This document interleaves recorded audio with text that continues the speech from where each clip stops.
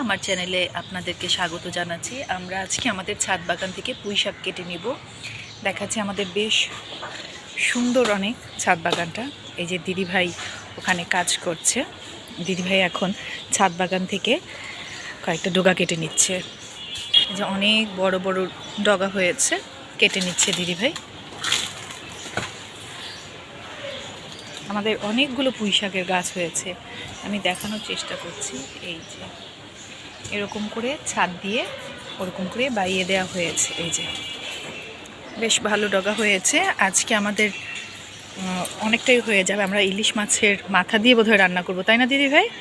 ইলিশ মাছের মাথা দিয়ে রান্না করবো। এই যে আমাদের লাউ গাছ, তাই না দিদি ভাই? মিষ্টি কুমড় গাছ, দুঃখিত, মিষ্টি কুমড় গাছ বুনেছে। এই যে আমাদের মালটা হয়েছে।